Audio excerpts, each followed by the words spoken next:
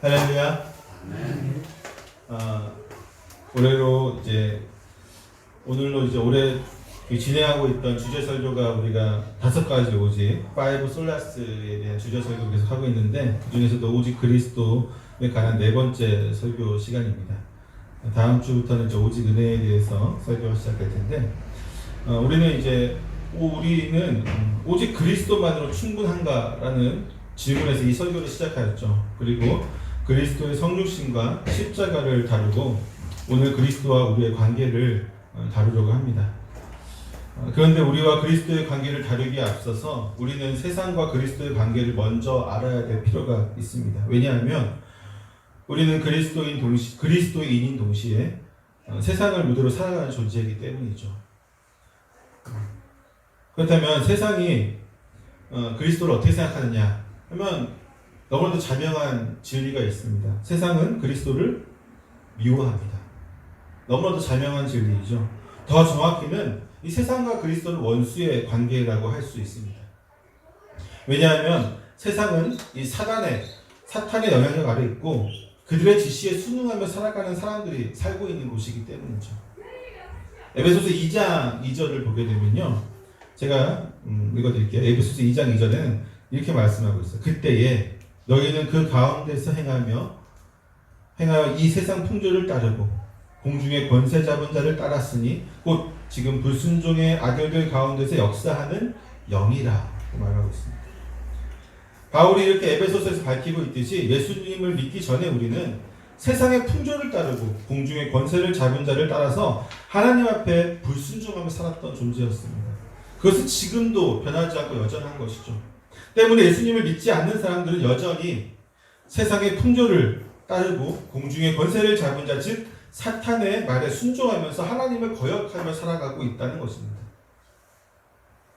이 사탄이 예수님과 원수가 된 것은요, 창세기 말씀이 나오죠. 창세기 3장에서 하나님의 예언에 기초하고 있습니다.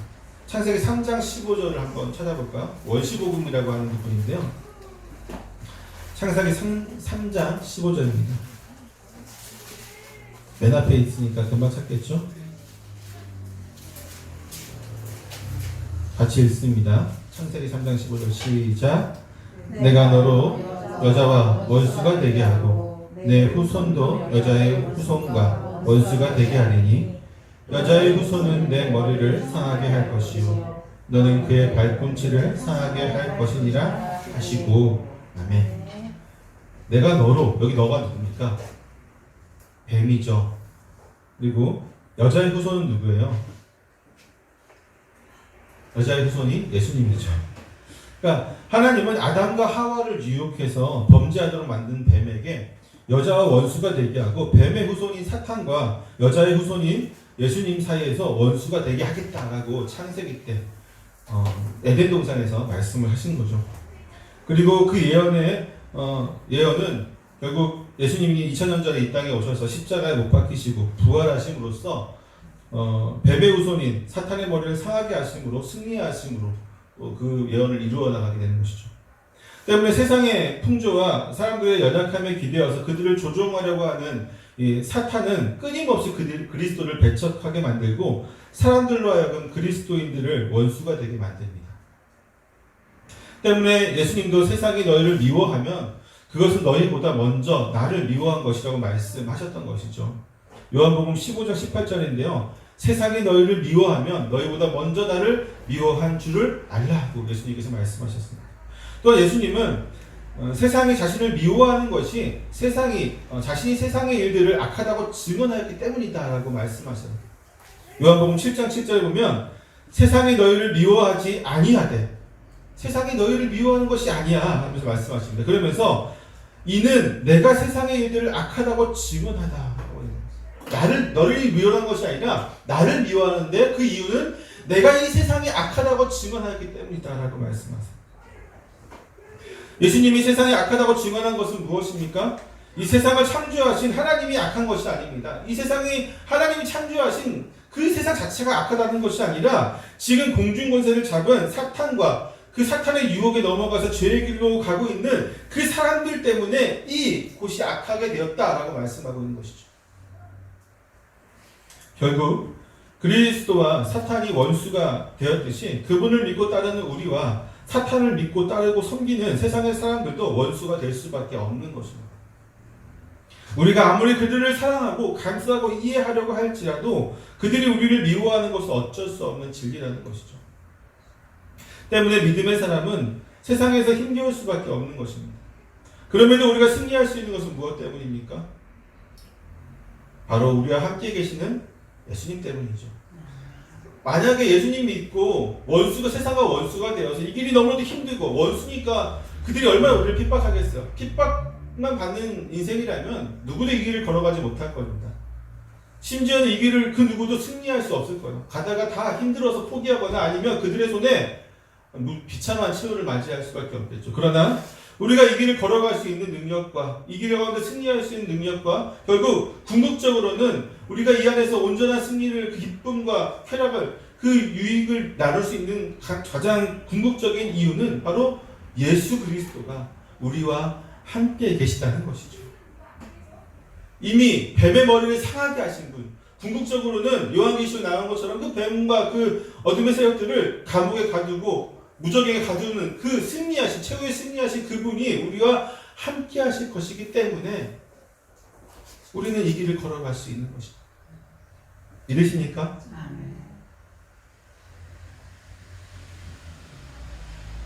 그 예수님과 우리의 관계가 무엇이냐? 왜 우리가 그분이 왜 우리와 함께 하시냐? 하면 첫 번째로는요. 예수님께서 이렇게 말씀하십니다. 요한복음 15장 15절이에요. 이번 같이 한번 찾아봅시다. 요한복음 15장 15절 같이 한번 찾아보겠습니다.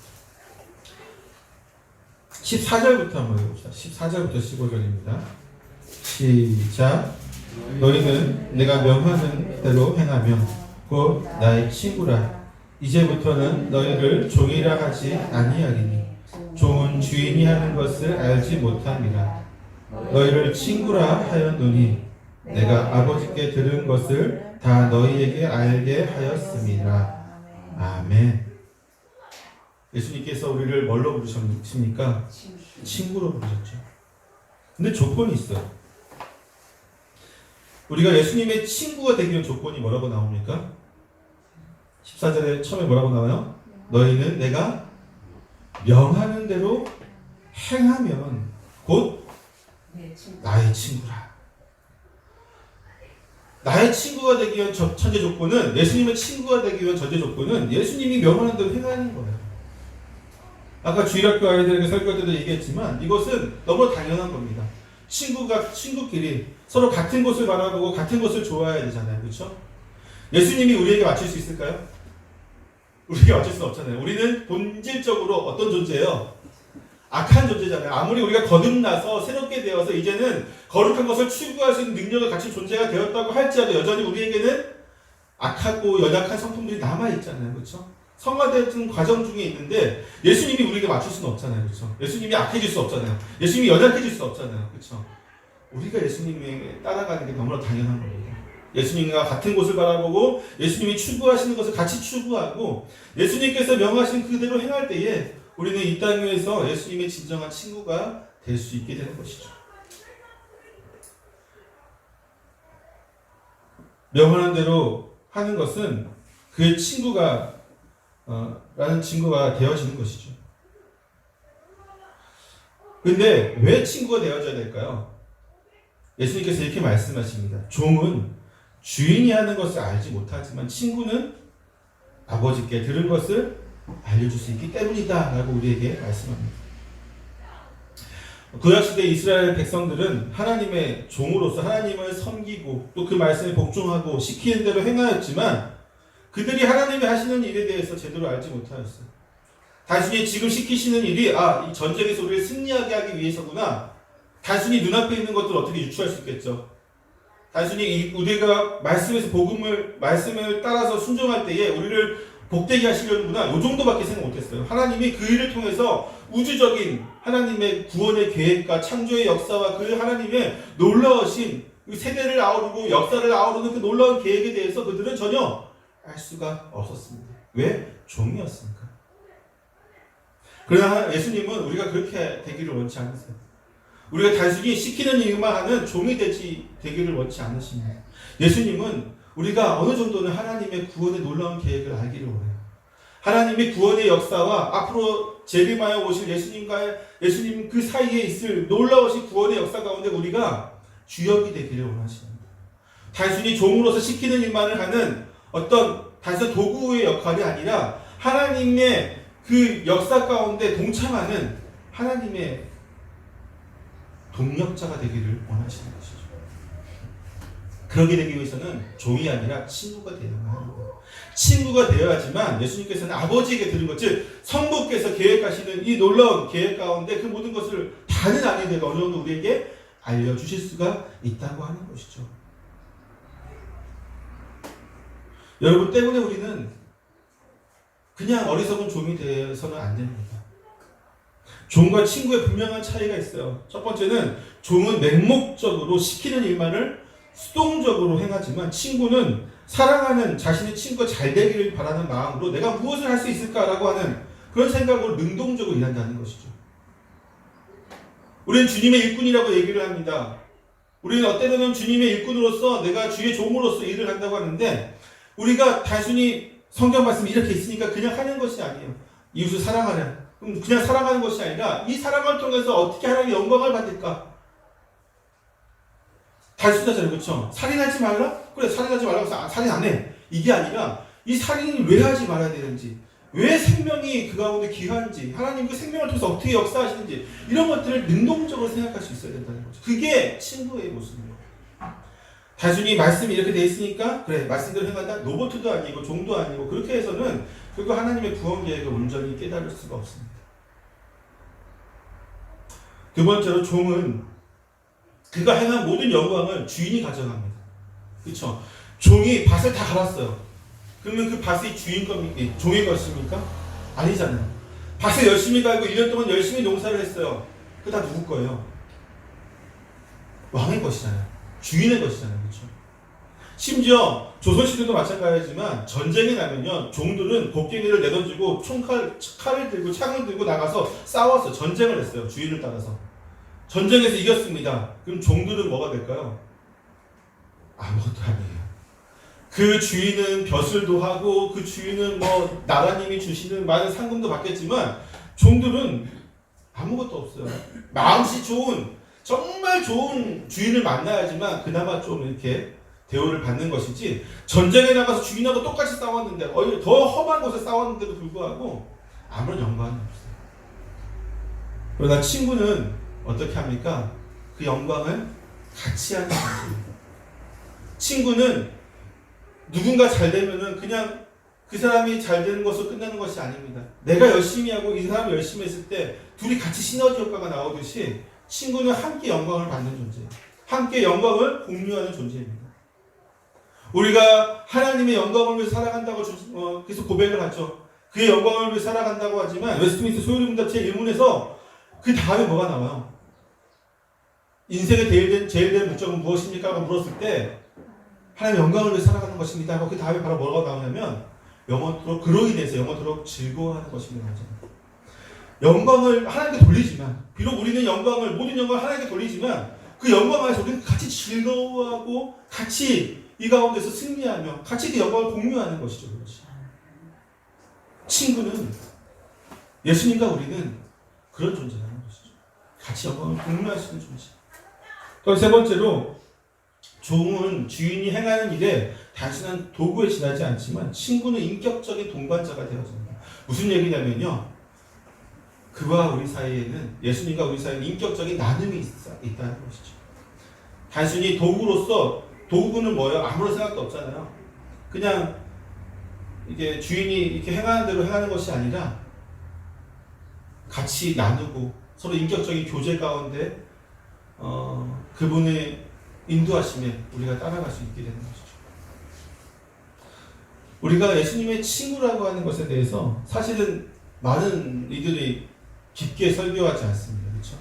항상 어떤 예수님의 제자 여러 가지 말도 설교하겠지만 좀 수동적이고 예수님의 앞에 복종해야 되는 것들을 상당히 많이 강조하지만 사실 예수님은 복종보다는 나와 함께 나누자고 하시는 말씀이 더 강해요.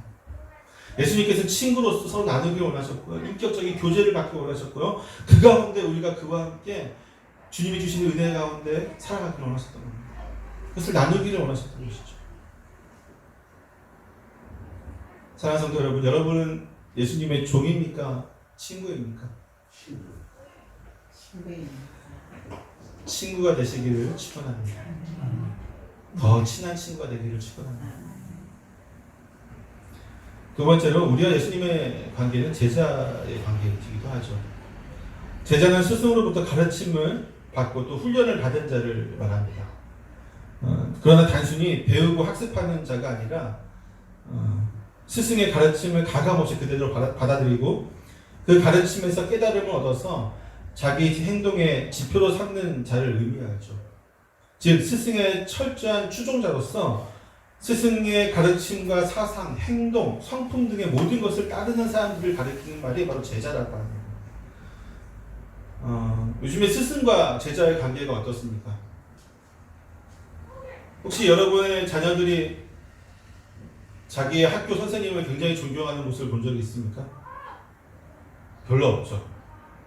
요즘은 우리는 좀 그런 스승에 관한 그 개념이 좀 바뀐 것 같아요. 뭔가를 가르쳐주고 거기서 끝나는. 과거의 스승은 단순히 무언가를 배우고 가르치는 존재가 아니라 스승과 제자는 그런 것이 아니라 성품과 행동과 사상과 모든 것을 배우고 따라고 추종하는 것이었는데 요즘은 좀 강사 정도의 느낌으로 많이 바뀐 것 같습니다. 때문에 우리는 누구의 제자인가에 따라서 생각과 행동, 성품 등의 분명한 차이를 보이게 돼요. 제자들의 행동이나 말과 사상을 보면요, 그 스승이 어떤 사람인지 대충 유추할 수가 있죠. 그 스승은 이런 사람이겠구나. 제자들의 모습을 보면은 이런 것은 자연스럽게 제자된 사람들의 그런 자부심이 되고요. 스승을 비난하는 말을 듣거나 그들이 스승에게 잘 배우지 못했다는 말을 듣게 되면 어떻게 될까요? 매우 수치스럽게 생각하거나 어떻게 되면 분노를 하게 되겠죠. 이런 것을 잘 보여주는 장면이 요한복음 9장에 나옵니다. 요한복음 9장에는 예수님께서 진흙을 이겨서 눈에 붙여서 눈을 뜨게 한 맹인이 나오는데 그 맹인이 바리새인들에게 붙들려가서 취조를 당하게 되는 장면이 9장에 나와요. 그런데 이 맹인이 예수님의 좀 옹호하는, 예수님에 대한 비판적인 발언을 하지 않으니까 이 바리새인들이 취조하면서 계속 반복적인 취소를 하는 거죠. 같은 말을 되풀이해서 얘기합니다. 그가 내게 무엇을 하였느냐, 어떻게 내 눈을 뜨게 하였느냐, 이 말을 반복적으로 하니까 이 맹인이 좀 짜증이 나는 것 같아요. 짜증이 나서 그 짜증 섞인 말로 왜 자꾸 물어봅니까? 라고 대꾸를 하죠. 그러면서 이렇게 물어보니까 당신이 자꾸 물어보는 거 보니까 당신도 그 사람의 예수의 제자가 되려고 합니까? 하고 좀 이렇게 반문을 하죠. 좀 짜증 섞인 말로 반문을 하니까 이 바리새인들은 이 맹인이었던 사람에게 매우 극심한 분노와 함께 욕을 하면서 우리는 모세의 제자다라고 아주 당당하게 소리치면서 고함을 치는 것을 보게 됩니다. 즉 내가 누구의 제자다라고 하는 것은 우리의 자부심이에요. 여러분 누구의 제자이십니까? 예수님의 제자죠. 예수님이 그렇다면 여러분의 자부심이세요? 여러분의 삶의 자부심입니까? 여러분의 살아가는 데 있어서 여러분의 가장 중심이 되어지는 것이 바로 예수 그리스도입니까? 그래야지 돼요. 그것이 제자입니다. 단순히 예배만 와서 예배드리고 때로는 내 마음대로 살아가다가 필요할 때만 예수님을 찾는 것은 예수님의 제자가 아니에요. 제자는 그 모든 것의 중심에 예수 그리스도가 있어야만 합니다. 바리새인들의 중심에 누가 있었어요? 지금 뭐라고 했습니까? 모세가 있었잖아요. 우리는 모세의 제자다. 그들에게는 모세가 중심이 되었고 모세의 말씀과 모세가 일러준 그 율법이 그들의 모든 삶의 지표가 되었어요. 비록 그것이 부정당하고 예수 그리스도에게 부정당하고 주님께서 그들을 정말 독사의 자식이다 하면서 그들을 욕하시기도 하셨지만 그들은 그것이 그들의 자부심이었거든요. 여러분은 예수님이 여러분의 가장 귀한 자부심이십니까? 내가 어느 대학을 나왔다, 어느 회사를 다닌다, 내가 얼마만큼 연봉을 받는다, 내가 어떤 집을 몇 채 소유하고 있다. 이것이 우리 자부심이 되어서 절대로 안 됩니다. 내 자녀가 뭐 어떻게 훌륭하게 어떤 기업에 들어 이것이 우리 자부심이 되면 안 돼요. 우리의 자부심은 처음부터 끝까지 예수 그리스도가 되어야만 합니다. 그것이 제자도예요. 물론 제자도만 강의에도 몇 번을 강의할 수 있겠지만 저 오늘 이 한 가지만 좀 말씀드리고 싶어요. 다른 것도 많이 말씀드릴 게 많이 있으니까 자부심을 갖자. 예수 그리스도 우리 중심에 가장 귀한 자부심이 되자. 이 말씀을 드리고 싶었습니다. 비록 우리가 이 땅을 살아가는 것이 행복한 인생이 아니라고 할지라도 그 자부심이 우리에게 있으면요, 우리는 그 자체로 행복한 삶이 될 수 있습니다. 왜냐하면 우리 인생을 모두 맡길 수 있을 만한 그분을 스스로 모신 거잖아요. 후회하지 않을 만한 그분을 스스로 모신 거잖아요. 때문에 비록 인생은 힘들어도 우리는 자부심 가운데 행복하다라고 고백하시는 삶을 살 수 있게 되는 것이죠. 세 번째로 그리스도와 우리의 관계는요, 비유로 말씀을 해주신 부분들이 있는데 종속적인 관계를 비유로 많이 표현해 주셨습니다. 우리가 오늘 읽었던 본문에는요, 뭐라고 나옵니까? 예수님과 우리의 관계가 뭐라고 나와요? 예수님은 포도나무요, 우리는 가지다 라고 나오고 있습니다. 한번 다시 한번 읽어볼까요? 요한복음 15장 5절 말씀 같이 한번 읽어봅시다. 시작. 너희는 가지라. 그가 내 안에, 내가 그 안에 거하면 사람이 열매를 많이 맺나니 아무것도 할 수 없습니다. 아멘. 예수님은 포도나무와 가지의 비유를 들으면서 또 열매를 맺기 위해서 나에게 붙어 있어야 된다라고 하는 말씀을 주십니다. 이것이 또한 제자의 모습이라고 분명히 말씀을 주시죠. 8절 말씀에 보면 너희가 열매를 많이 맺으면 내 아버지께서 영광을 받으실 것이요 너희는 내 제자가 되리라고 말씀하십니다. 우리는 예수님한테 붙어 있어야 된다고 분명히 말씀하시죠. 즉 가지로서 그 나무에서 공급하는 모든 영양소와 물과 모든 것을 공급받지 못하면 가지는 어떻게 될까요? 말라 비틀어지게 되겠죠. 썩어지게 되겠죠. 부패하게 되겠죠. 예수 그리스도 안에 우리가 붙어 있어야지만 이 세상 속에서 우리는 부패하지 않고 이 세상 속에서 우리는 타락하지 않고 말라 비틀어지지 않고 열매를 맺으면서 살아갈 수 있게 됩니다. 우리가 힘들고 어렵고 우리가 이 세상을 살아가는 가운데 날마다 우리의 모든 연약함들을 토로할 때에 그 밑바탕에는 우리가 얼마나 예수님과 붙어있느냐가 중요한 것이죠. 아까 친구로 표현했을 때는 친밀함이라고 할 수 있겠죠. 친밀함, 붙어있는 것, 그에게 영향을 공급받고 있는 것. 그렇지 않을 때 사실 우리는 더 고갈되어지는 모습을 보게 됩니다. 단순히 모든 예배에 참석하고 모든 어떤 집회와 뭐 그런 것들을 참석하는 게 중요한 게 아니에요. 내가 매일매일 그와 동행하고 있느냐. 우리가 일주일에 1시간만 딱 예배 드릴 때 친구를 만난다. 그 친밀한 친구가 아니겠죠. 그렇죠? 정말 친한 친구 사이에는 자주 봐야 되잖아요. 포도나무 가지에 내가 붙을 때면 딱 붙어 있었다가 가지가 필요 없을 때는 떨어졌다가 할 수 없잖아요. 그렇죠? 또 두 번째로 고린도전서 12장 27절을 보면 예수님과에서는 너희는 그리스도의 몸이요 지체의 각 부분이다 라고 말씀하고 있습니다. 에베소서 5장 23절을 보게 되면 이는 남편이 아내의 머리됨이니 그리스도께서 교회의 머리됨과 같음이니 그가 바로 몸의 구주시니라. 우리는 그리스도의 몸이고 그리스도는 우리의 머리라고 말하고 있습니다. 여기도 마찬가지로 종속된 개념이지만 좀 더 친밀한 관계를 얘기합니다. 머리가 없는 몸이 있을 수 없고, 그렇죠? 몸이 없는 머리가 있을 수 없죠. 뗄래야 뗄 수 없는 관계이기도 합니다. 그리고 여러분, 아무리 머리가 귀하다고 해도 몸의 실체 일부가 없으면 불편하겠죠. 고통스럽겠죠. 많이 힘들겠죠. 때문에 어느 하나 귀하지 않은 부분이 없다고 하는 것이죠. 예수 안에 있는 각 지체인 우리는 다 귀한 지체이면서 그의 종속되고 그의 말씀대로 행하는, 따라서 움직였을 때 가장 귀하게 쓰임받는 존재다라고 하는 것이 이 몸과 머리의 비유인 것입니다.